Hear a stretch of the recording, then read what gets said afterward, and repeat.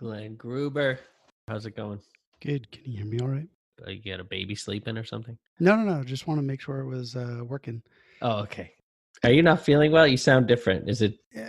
I'm a little dry. I mean, maybe that's all it is. Roman sounds like the ultimate authority. Oh, here he is. The ultimate authority. My goodness. You like that? I like it. That's good. I'm glad I could bring you on with that. That'll work. The ultimate authority on what, however? I think is the problem. Are you on a cell phone? I am. Okay. Am I sounding okay? Oh, that's better. Whatever you did. Okay. Roman, this is Steve, and Glenn is on as well, Glenn Gruber. Hey, what's up, Roman? Thank you so much for doing this. We really appreciate it. And, well, thank you for having me. And I guess we'll just jump right into it. Welcome to Device Squad, everybody, the podcast for the mobile enterprise from Propelics and the Nexanet company. Device Squad, fighting crimes against enterprise mobility worldwide. Bad UI, frustrating user experiences, poorly conceived mobile strategies, we defeat them all. This podcast series will cover all aspects of enterprise mobility, including strategy, development, design, testing, and more. My name is Steve Brickman. I'm a mobile strategist and UX architect with Propelics. First, a brief history of the company. Founded in 2011, Propelics is a mobile strategy consultancy helping enterprises worldwide devise true mobile strategies and develop world-class mobile applications across all industry verticals. Propelics clients include large companies like Amway, Bright Horizons, Bank of Montreal, Dubai Airports, Family Dollar, DLL, Cintas, Merck, and many more. Propelics' menu of services includes 8 different mobile kickstarts, covering everything from mobile strategy and road mapping to MCOE to UI UX design to mobile testing strategy, along with soup to nuts app design development and support. Additionally, Propelics offers 3 homegrown enterprise mobile products. Today, I'm very excited that we have Roman Dumiak here. Roman is the Director of Technology Innovation at Allstate Insurance. Thank you for having me today. Thank you for joining us. We also have Glenn Gruber, a Senior Mobile Strategist with Propelics, and he will be asking all of the smart questions, and I will be asking the rest. So the first thing I'd like to talk about is the fact that you've been with Allstate for 42 years. 41 years, 51 weeks. What is that like, staying with a company for that long? I think it's amazing. But I will be honest with you and tell you that even before I was with Allstate, I was actually the kind of guy who thought he wouldn't last with a company longer than 3, maybe 4 years. And in fact, I worked for several companies before I actually found Allstate. And I think I found a great home. That's funny that you say that. Before Allstate, with 42 years in, like I was going to say, that must have been high school for you. Yeah. I mean, you sound pretty young and sprightly. So, you got that going for you. All right. Well, emerging technologies will do that for you. I think it keeps you young. I really do. Because you have to just keep learning. Yeah. Keeps your brain healthy. In college, I was a teaching assistant in the computer science lab. And then from there, I worked part-time as a computer operator for a heat treating manufacturer in the Chicagoland area. And then I moved on to, I worked a very short stint for IBM. And I also worked about a year for the state of Kentucky. So you're obviously the perfect person to talk about how technology has evolved in the insurance industry. So what was it like being a senior IT architect at Allstate in 1976? Well, I didn't start that way. And one of the things that's made Allstate exciting is I actually started as a software developer within a group that did reinsurance. And the company was always very good at giving me new opportunities. So I moved on to doing database work. So I was kind of a DBA/infrastructure database guy for a while. I then moved into networking. So I was a networking internal consultant for the company.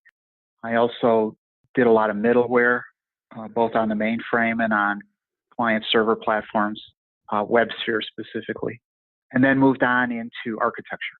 And then from there, I spent a good portion of my career in architecture. And then one of the things we did is kind of redefined what we wanted to do from an innovation perspective on the technology side within IT.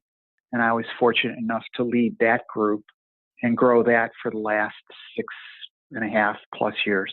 So sort of just as mobile was coming into its own. Mm-hmm. You know, it's funny. I used to be with a company called Aperion, and we did some strategy work for Progressive back in like 2009.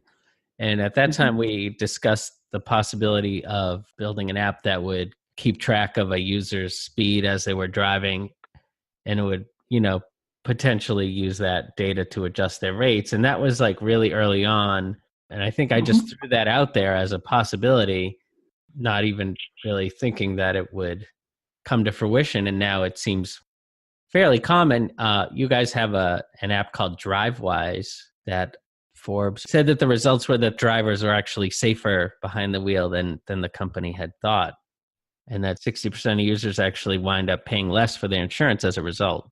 That's right. So DriveWise is a mobile app that can be used by both Allstate Insurance folks and even non-Allstate Insurance folks. And the objective is to really help make you a better driver. That's really what the app's objective is. Now, if you are a Allstate customer, we are moving towards being able to do usage-based insurance. So the idea of using the app is not only to make you a better driver, but if you are a better driver, is to start offering you perks, discounts, and maybe even suggestions on things that can help make you a better driver. So, Roman, I'm a person who driving in New York and now in the Boston area. You're a terrible driver. Is that what you're getting at? No. I'm a very good driver. And I'm a terrible driver. And not in the Dustin Hoffman Rain Man way. I'm a very good driver. But I also happen to be a very fast driver. So two questions come to mind when I hear this. One, because I've been afraid of these types of technologies because I'm worried I'm going to be one of the 40% of people who see their rates go up. So kind of like, what's the definition of a better driver that you guys use that must be part of the algorithms that decide what your insurance rates could be?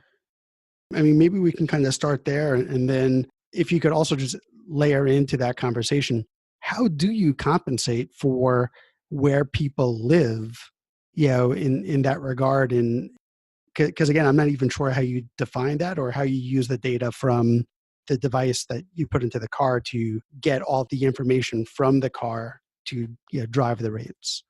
Okay, so let me give you a short answer and maybe a longer answer, which will help put it in context. So the shorter answer is DriveWise and several other software products from other companies basically act the same way. They're using a dongle that you can put in the car or a cell phone app with the various sensors in the cell phone to be able to really figure out certain things like what your speed is via the accelerometer, how fast you're braking, things like how fast you're turning or how hard you're turning, and then a few other factors that, you know, people will layer in and out, some of which we're not sure necessarily define better drivers, or worse drivers. So as an example, is it a bad thing to brake hard on occasion and still not have an accident, right? Because that shows that you actually didn't have an accident versus somebody who wasn't paying attention, didn't brake at all, right?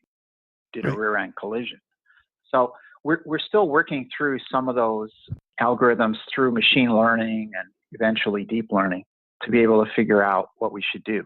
But the idea with Allstate's solution is we will give you a rate for your insurance based on the typical characteristics that you give us, your age, gender, you know, your driving history, the type of car, things like that.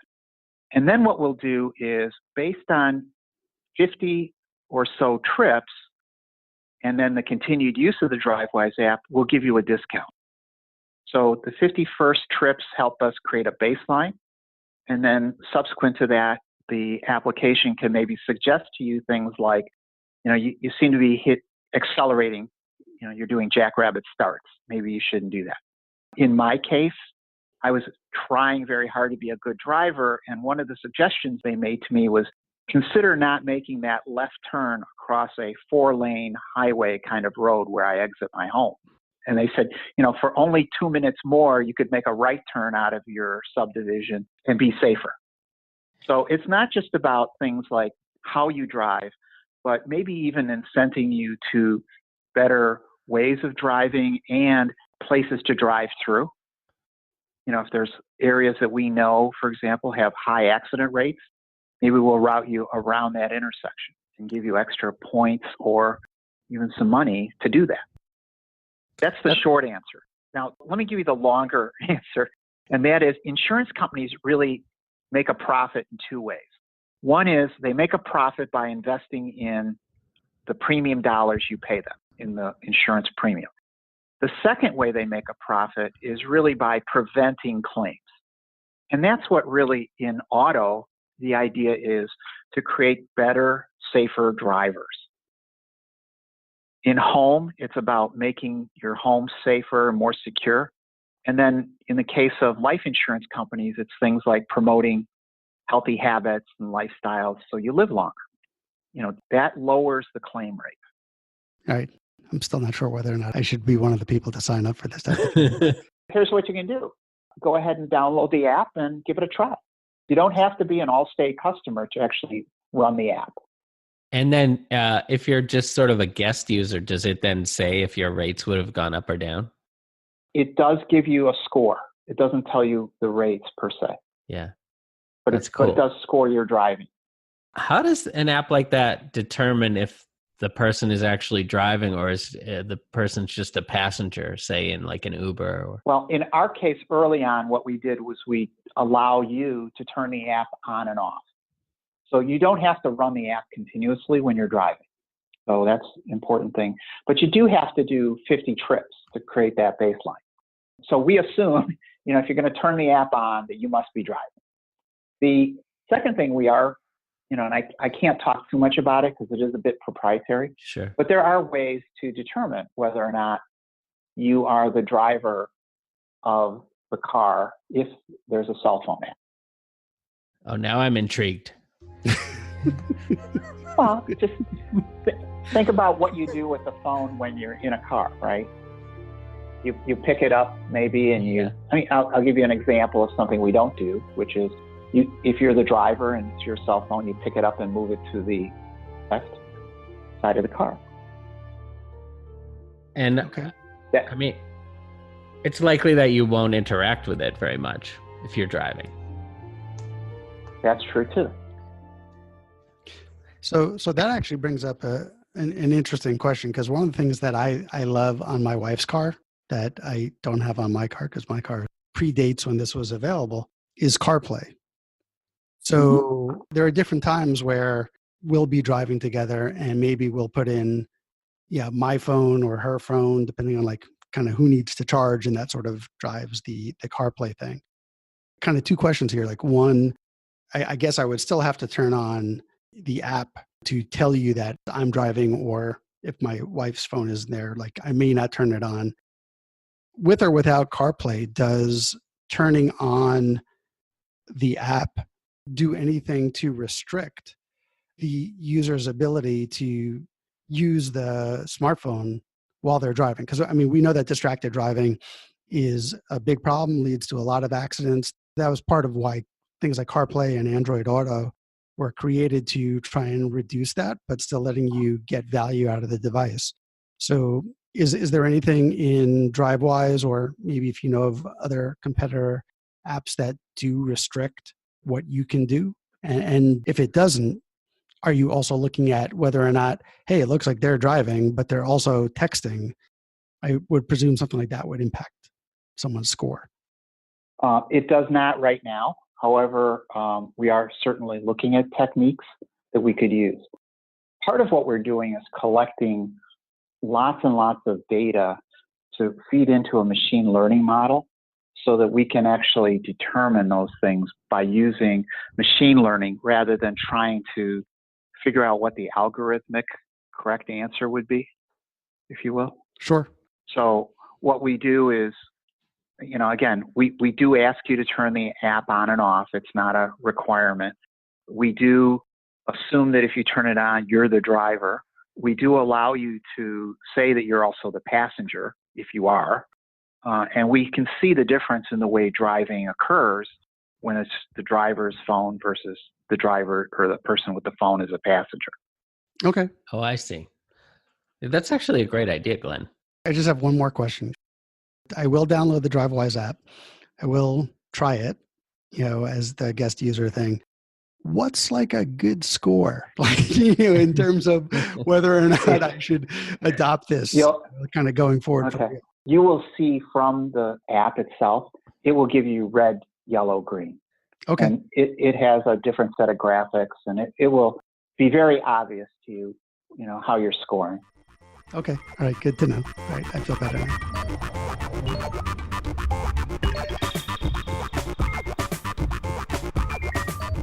I just wanted to back up a little bit. If you could give us a definition of underwriting and explain how the IoT plays into that.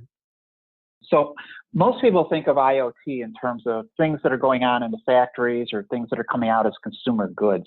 And they probably don't realize that insurance companies are doing IoT in lots of different ways, depending on what business they're in. So underwriting is just being able to balance the price of an insurance product against the risk.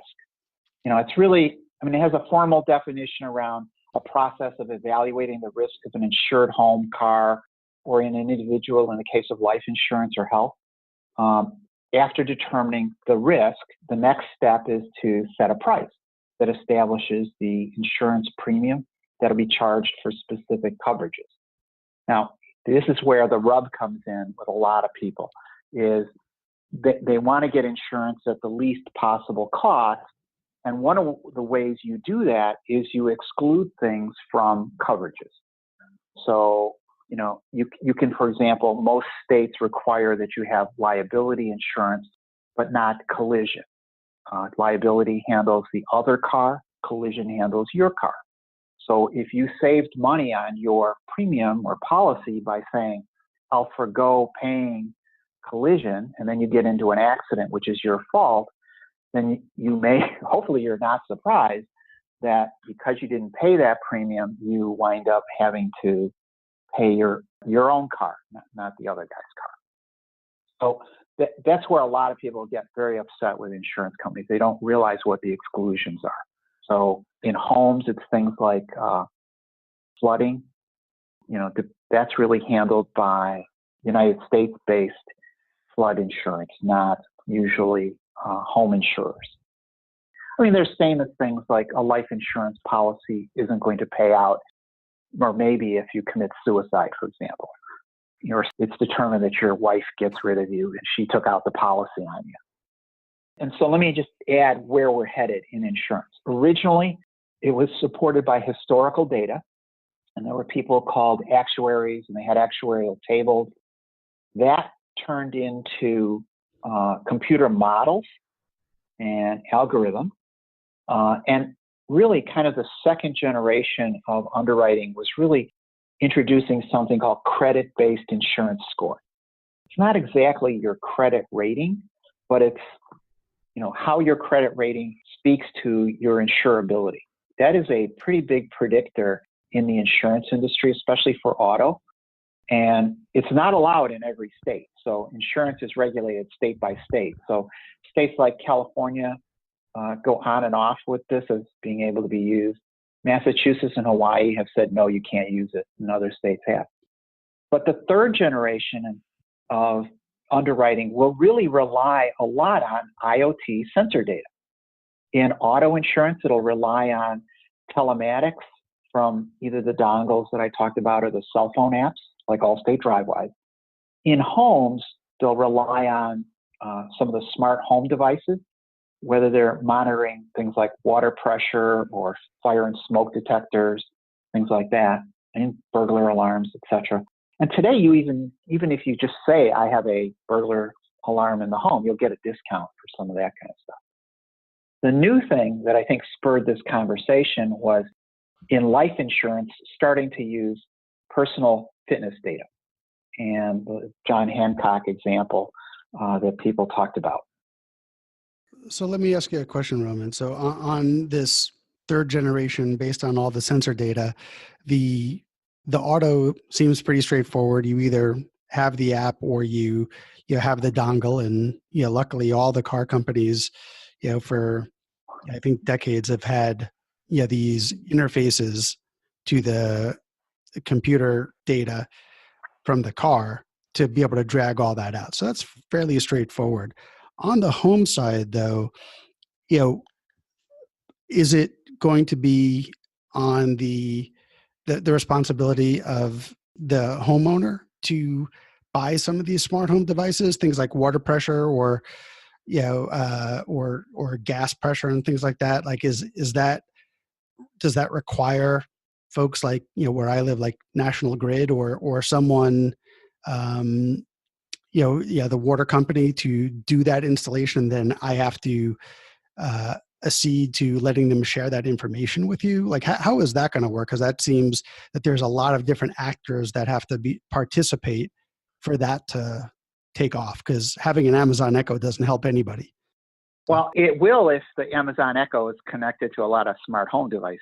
But let me just go back. Home is probably further out because of exactly what you described. The fact that it's not as controlled, it's more dispersed in terms of who the vendors are and who the different companies are offering different solutions. But one of the things that's been tried, for example, State Farm went into a deal, I believe, with Lowe's and said, if you buy this water pressure detector or water detector, then we will give you a 5% or some percentage discount on your home insurance. Okay. Now, you don't have to do that, right? It's not mandatory. What it is, it's an incentive to say, this will help keep the cost of claims down. So therefore, we will recognize your good behavior, if you will, or your proactive behavior in helping to do that.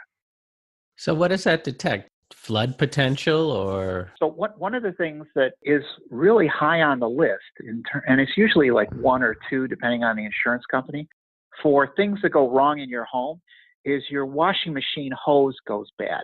So if you think about your hose, that is always on, right? And it's really the washing machine that turns on and off. If that hose should rupture, then what you've got is water coming all over your floor in the laundry room or wherever you have your washing machine. And that can cause a lot of damage. And you can detect that through various ways. You can detect it through pressure sensors that say, gee, you're not really home. You don't normally use this kind of pressure at 1 p.m. What's going on? Or you can have things that are plates that are on the floor, and they just detect the water on the floor where it shouldn't be. Oh yeah, we need that. We definitely need that in our house. So now I have a second order question about the smart home stuff. We agree that getting these sensors in place is kind of the first step, and that may take a period of time. And there are these incentives that are put in place maybe by some of the insurers to speed that process up. One of the other challenges in general with IoT is if you're trying to manage a number of different devices, if there's firmware updates or what have you, and even just reading the data off of them, that so many of the mechanisms can be unique to that device. And yes, there are things like HomeKit from Apple that are trying to pull some of that together, but not everybody participates. So for the companies that are trying to push this forward, I mean, I'm not sure if Allstate is doing this at all or not, but what role can an insurer take to try and make that happen? Or do they just hope that it can happen? Well, it's more than hope. Insurers are really not manufacturers. So some insurers are being proactive and working with partners that they believe are market leaders. And it could be one or two. Let me give you the example of John Hancock, where they're saying, we will attach the Vitality program through all of our life insurance policies. It's mandatory that you use it, and you have to use either a Fitbit or an Apple Watch, right? So they're not picking a favorite. They're saying, these are the two market leaders. We'll go ahead and use that. Other companies are taking an experimental approach where they'll just pick maybe a startup that they feel has great potential to disrupt the market. And it might be a company that does water pressure sensing in a certain way. And so they invest in those, assuming that they will grow. And there are insurance companies who are really investing in a number of startups. And then the third one is really let's wait and see. And we'll be fast followers when a market leader occurs. So in the case of Nest, for example, is appearing to be a market leader, or other places where you're not seeing a whole lot of competition, although I'm sure Honeywell disagrees in the smart thermostat market, but things like that. So those are your three options from an insurance company perspective. And some of the companies will pick one of those three, others will take two of those three and work with those. That's really interesting. Is Allstate doing anything around Apple Watch as well to improve the health of its members? So we've been watching the John Hancock activity. Allstate is also a life insurance company. It's called Allstate Financial, but we are not in the top 20 in the U.S. So we and a few others are taking a look at what the history of the John Hancock effort is and what its adoption is. So I think it's an interesting history with John Hancock. So let me walk you through with what they're doing on the health side. They started in Canada back in 2015. And if you will, the John Hancock subsidiary in Canada that is part of Canada's Manulife holding company partnered with a company called the Vitality Group. And that is a South African holding company. They started experimenting with the idea of promoting an Apple Watch even back in 2016 and 2015 at a low price. So you could buy a $350 at that time Apple Watch for $25 through the John Hancock Vitality program. And so it was, that was an incentive. And then the insurance discounts would come based on you meeting certain exercise or wellness goals over a 2-year period. So you had just in the same way Allstate was doing with cars, there's a set rate. And then if you follow the Vitality program, the wellness program, then you wind up getting money back or a discount. In September, I think it was actually September 19th, they announced that they were going to do this for all of their life insurance products. So they were going to do it in two ways. One was you could go with the basic solution, which was Vitality Go, at no additional cost.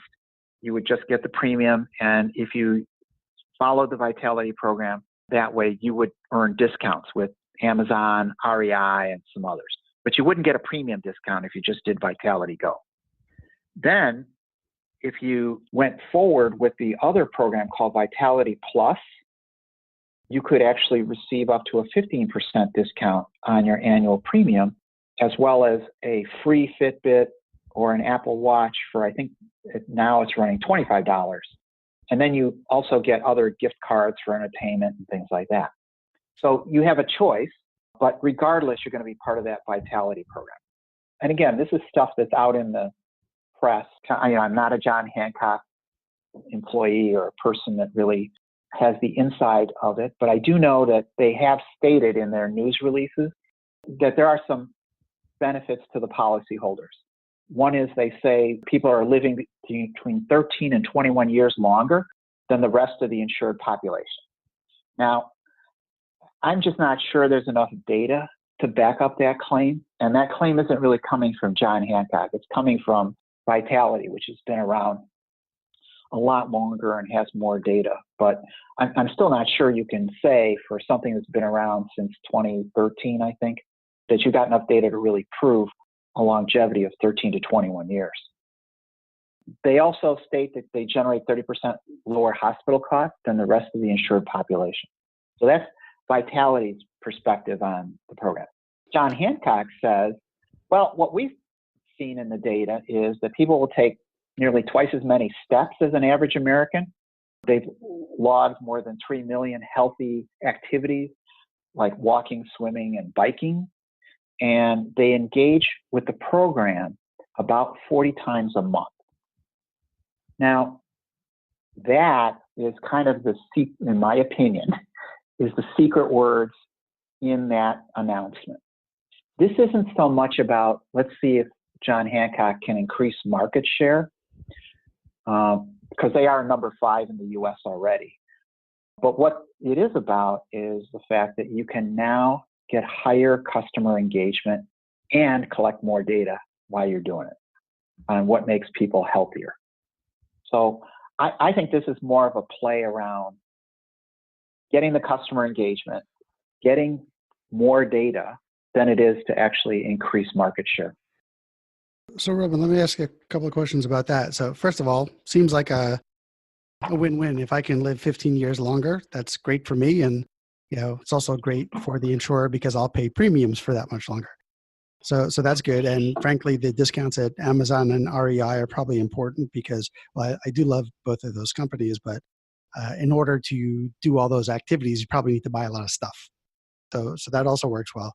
But, the part about the engagement is interesting. Like in many products and services, engagement is really critical because, like Amazon as an example, like the more I go to shop there, the more money I probably spend, the better their margins are, the better customer lifetime value that they get out of me. However, for an insurance company, like I write a check twice a year.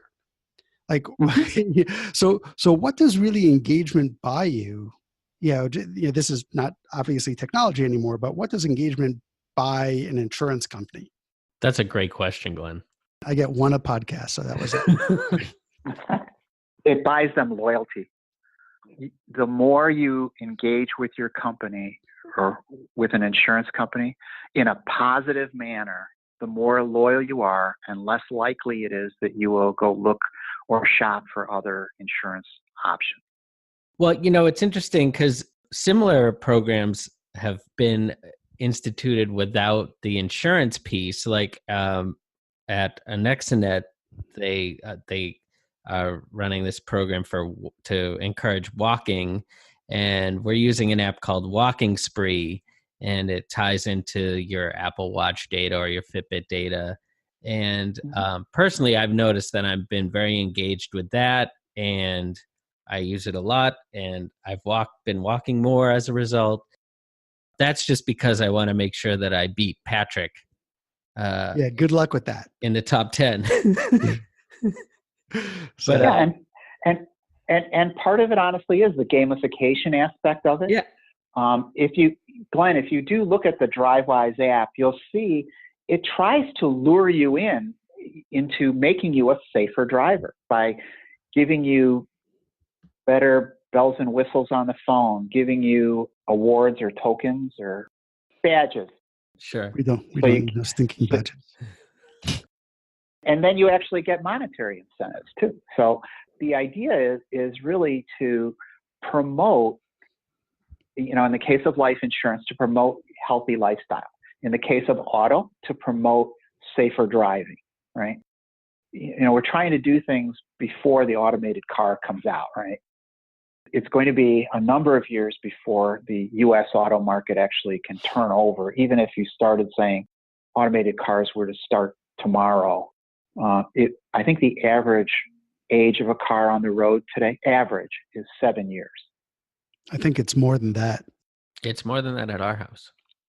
But so my follow-up question was, given that the new Apple Watch now has ECG built in, and other devices I've seen have they'll detect your blood O2 levels and things like that. What are the issues around HIPAA compliance and privacy? What are the implications there? Oh, there's a lot of them. So let me walk through it. From a concerns perspective, some people really consider it medical surveillance, right? Is kind of the term they use. Hancock says its policyholders' sensitive data would not be sold to a third party, okay? and, gives you the positive aspects of it and stresses that Vitality is a wellness company that they partner with. The data is, saving people money. There are other rewards, things like that.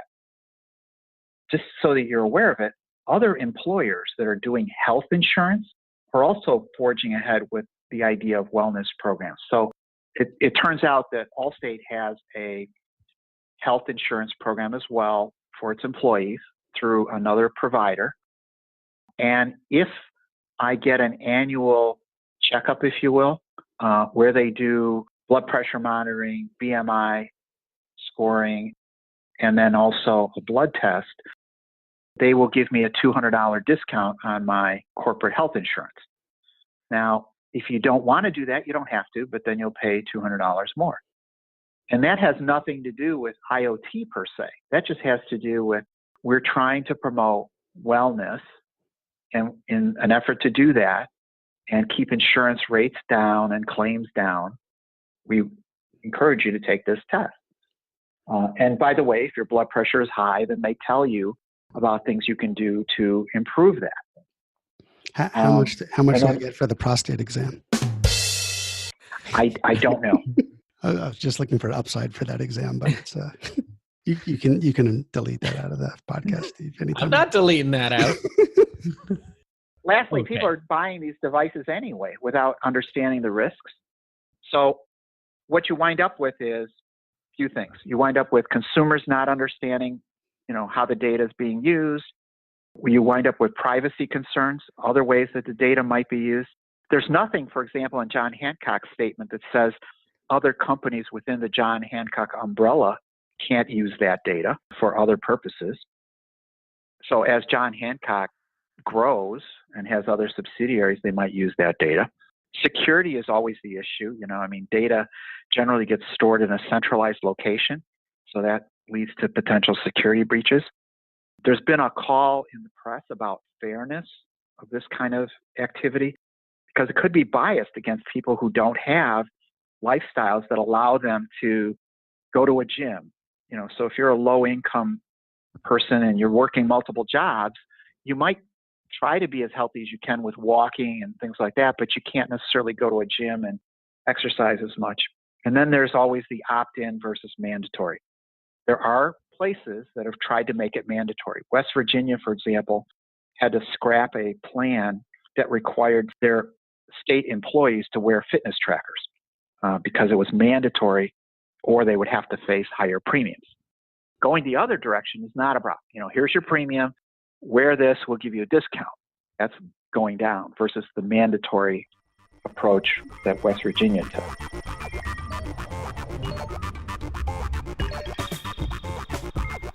So how far do you think this will go? Like, for example, a diabetic with an insulin pump that's, now connected.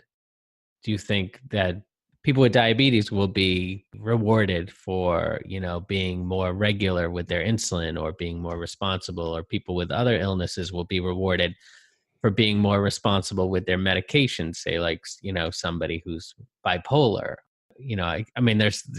There's infinite possibilities. Right. And we've already probably heard stories. It happens more with Fitbits than it does with Apple Watches, but somebody's having a heart attack or something and the Fitbit detected it. And, people sometimes claim that their lives were saved because they were able to see that on their device rather than just saying, oh, it's gastronomical pain, or something like that. The future is always hard to predict. My take has always been to keep asking questions. Again, I think there are a lot of concerns around privacy of the data, fairness, security, things like that, and just, how the programs are presented to potential customers. But I think in the end, what we'll see is not just the monitoring and collecting of the data, but you'll start to see things happening, at least I hope, that'll be proactive. So think of a pacemaker, for example. Pacemaker is sitting in your body, waiting for you to have an erratic heartbeat so that it can turn on and stabilize your heartbeat, right? That's the kind of things I think these devices can do in the future. So if you are diabetic, maybe it gives you a smaller amount of insulin to help you through that potential diabetic shock you're going through or something like that. So that's what I think is going to be happening in the future. Yeah, I'm just thinking that the insurance companies would be highly motivated to encourage development of a sensor that would sit in your body somehow and would just sense the levels of these various drugs that you're supposed to be taking for whatever ails you. You know what I mean? I'm just thinking about the generic implications of this kind of technology. And I do understand that some people feel that it's intrusive. I get that. And I think what we're all going to have to decide at some point is whether the privacy concern you have outweighs the value you get. It could be huge value to everybody. Yeah, we've had a really good conversation. Steve, maybe this is where you're going to go anyways. But we've talked about, the potential of IoT and wearables and, like the Apple Watch in the insurance industry. But I want to maybe bring this back, one level to, hey, you're the director of technology innovation. A lot of the people who listen to this podcast are in their IT organizations. What are some of the challenges for someone in your position or similar in trying to bring these new technologies into the organization? Like, AI and machine learning, that's an extension of what many companies are doing with analytics and data science, but yet it's extremely different than what most companies are doing today. And again, like the IoT side and ingesting all that data, what are some of the challenges, and how have you and Allstate kind of approached building up those competencies within the organization to support these directions? I will give you my perspective. I think a lot of people will ask in general, like, what are Allstate's big bets? Is Allstate betting on big data? Is it betting on IoT? Is it betting on machine learning and deep learning? Is it betting on, you pick it, VR and augmented reality? I would say our big bet has been around looking at all of those and looking at them in a way that we can build competencies so that we can leverage those for our customers and, grow the company, if you will. Some of the technologies that we look at don't always pan out the way we initially thought they would.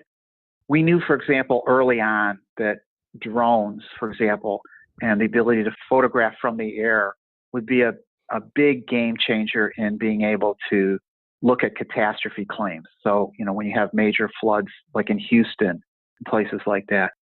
Originally, we looked at the real drones, the kind that Lockheed Martin makes, the Predator drones and those, because they had high resolution cameras and we would be able to see down and look at where the damage actually was and map that against geocoded data that we already have. It turns out that now we've got aerial drones with the multiple propellers, completely different technology, same idea though. But I will share with you that Allstate and Esurance in the Houston flooding that happened last year, we used regular airplanes with high resolution cameras to fly over the area and be able to figure out what the water levels were, where our customers were, and whether their cars were actually, total losses because the water was up to a certain level on the car or not. So we do that over time. Some of the things we've tried, we've done on multiple iterations. I think we're on our third iteration now of virtual reality. Still looking for kind of a good use case around how we could do that. Other things pan out a little sooner. One area that I thought could be of real use and more for your, as you're trying to process and assess claims, is maybe using AR and perhaps on-device machine learning. Maybe you would have different stuff based on if it's an agent out in the field or just the consumer, but to be able to, not just take a picture like it's a regular camera and send it across. That's one value. But now that, computers can read pictures in the way that they are able to, read traditional data, and then maybe better assess like right there and do machine learning on the device to assess what the claim ought to be, rather than just someone, using their personal experience to say, oh, that fender needs to be replaced or doesn't, or especially if you are putting the consumer in the place where they can submit some of the initial claim, on their mobile device. I'm just wondering, like, if that's an area that you guys are looking at a little bit more closely. We were one of the first groups to actually create a quick photo claim application. So if you have minor to moderate damage on your automobile, you can actually just use the Allstate app, open a claim, take a photograph of that. We actually have some patents around some of that software and enhancement that we do, and submit that as a claim without having to drive into a location to have an adjuster look at it. Now, if you're the kind of person who really doesn't like to use a phone, we'll send an adjuster out with a phone with our app on it, and they'll do it for you. But the idea is really to be able to get you back on the road and make you whole as quickly as possible. And by doing quick photo claim, it makes that process a whole lot easier for the consumer perspective and a whole lot faster and automated from our perspective. Now, AR, for example, let me give you a use case around that. Wouldn't it be nice if a company like Allstate had an application that happened to be called Digital Locker, and you were able to just kind of walk around your house and take either a video or a set of snapshots on your rooms, okay? And God forbid, your house burns down. It's not a complete burn down, but it's, major damage burning. We can actually overlay the way the room used to look to the way it currently looks, right? And do automatic, faster claim processing rather than having somebody either come out or you, in the worst case, try to fill out a list of things like, well, this room had a TV set and it had a desk in it and it also had, 2 couches and how many chairs and what do they look like and what do they cost, things like that. And was it wood flooring or carpet flooring, things like that. We could do a lot of that in a much more mechanized, automatic way. Right. And you could use machine learning to actually identify the objects in the room as well, too. Right? So, well, and then give you a replacement cost. Right. And all that could be automated. So with that in mind, I'm thinking about, this is a bit of a selfish question, but I'm wondering how much insurance companies are starting to analyze social media data, because at AnexaNet, one of our services is proactive social listening, and we'll analyze social media to determine how people feel about your brand and so forth. And I'm wondering if insurance companies are doing the same thing, but are, looking through social media for specific keywords, or even analyzing photography for, things like maybe prevalence of alcoholic beverages or unsafe behaviors. Let's say, like, somebody takes a lot of pictures of themselves cliff diving, for instance. Is that kind of thing happening, and is that going to be happening more in the future?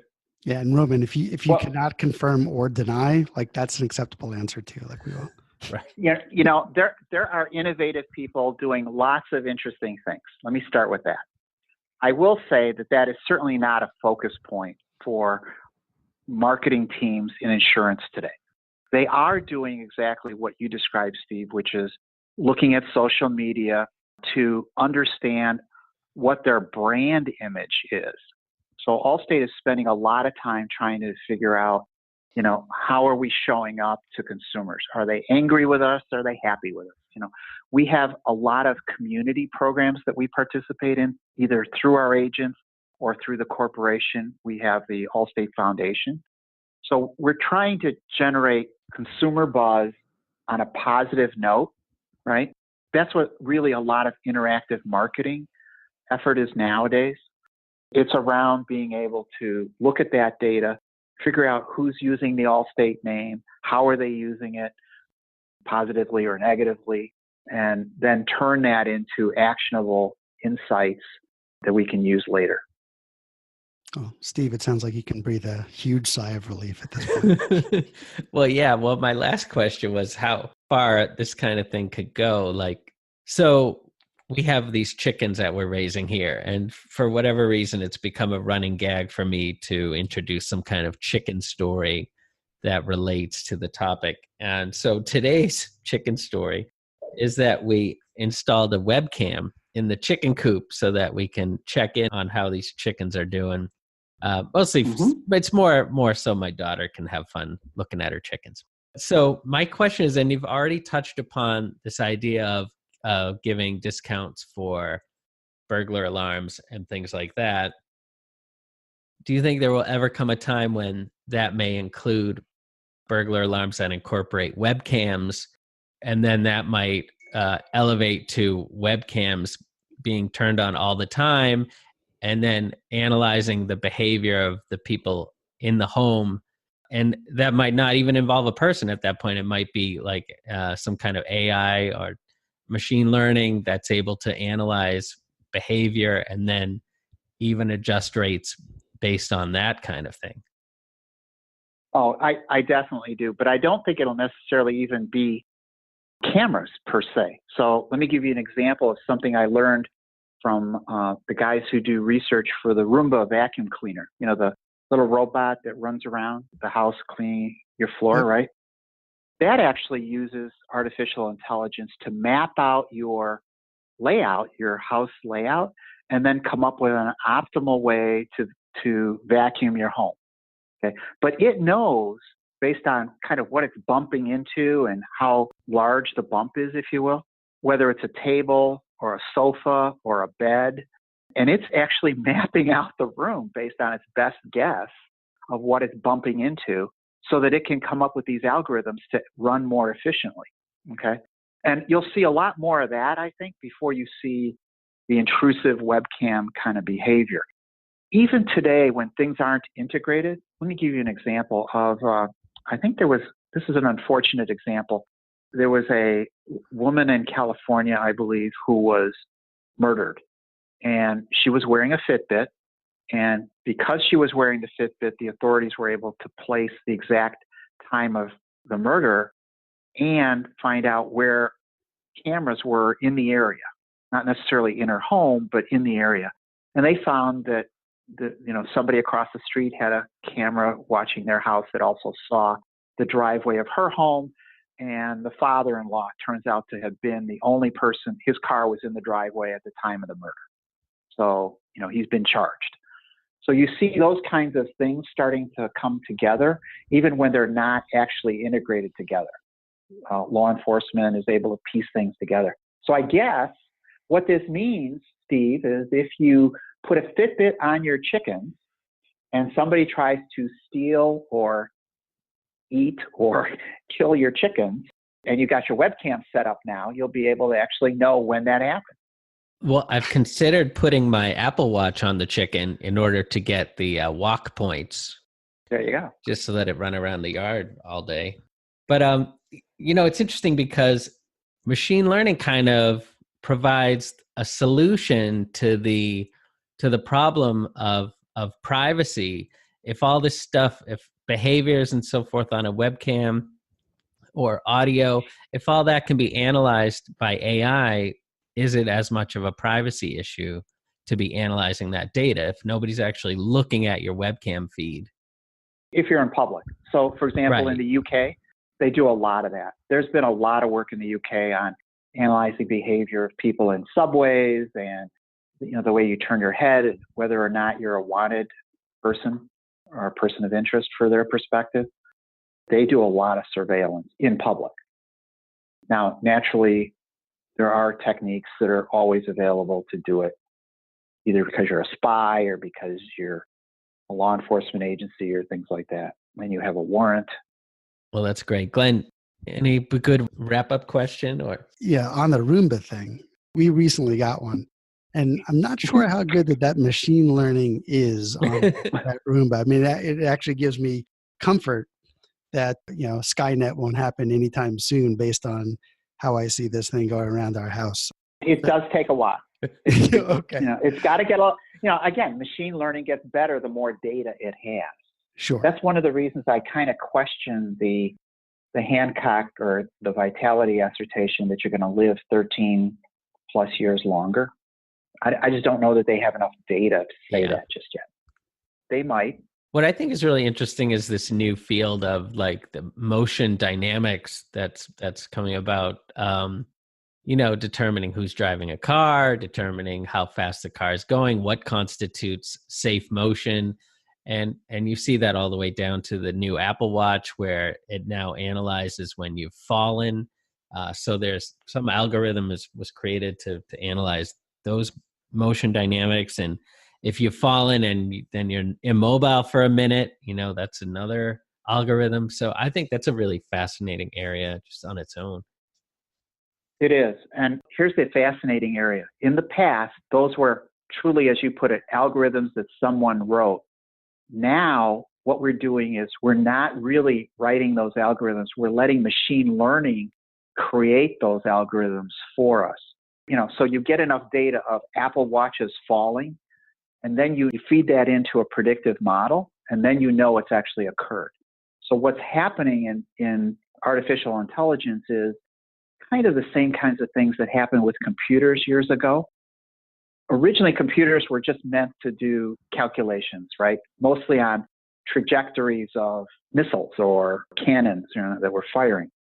Then what happened is we changed the use of computers and we changed problems into digital problems. And that's what we did with music, for example. We changed analog music into digital music. We changed a number of other things into digital problems that computers could solve. And I think what we're going to see now is people changing problems that we have into prediction problems.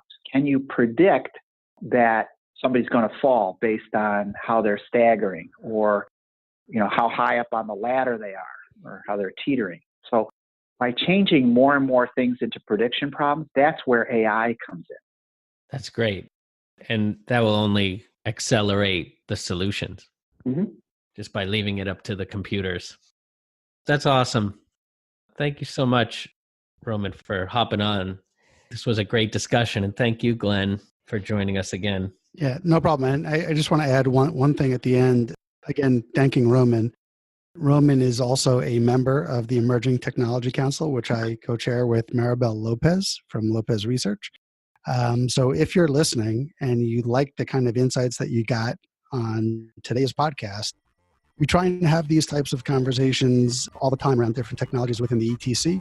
So I encourage you to go to emergingtechcouncil.com, click on the join button, and become a part of our community. So appreciate it, and talk to you soon. Thank you for having me, guys. Thanks. Take Good care. luck. And thank you for tuning into another episode of Device Squad, the podcast for the mobile enterprise from Propelics and an Exonet company. Take care, everybody.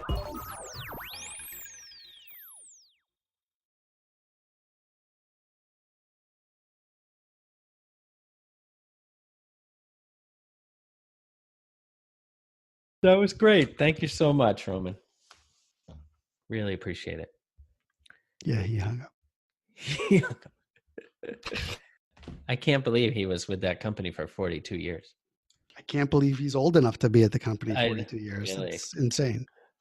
That's unbelievable. I got to stop hitting the hang up button instead of the mute button. I got to learn this thing. I honestly, I don't think I think 1 in 3 conference calls that I get to, where I have to mute, unmute, I hang up on them. That's great. All right, cool. Well, now we can all hang up. Yeah. All right. Thanks again, Roman. And I do appreciate the opportunity to do this. This is really great. Thanks, guys. Thank you. That was terrific. Bye-bye. Bye-bye. Bye, guys.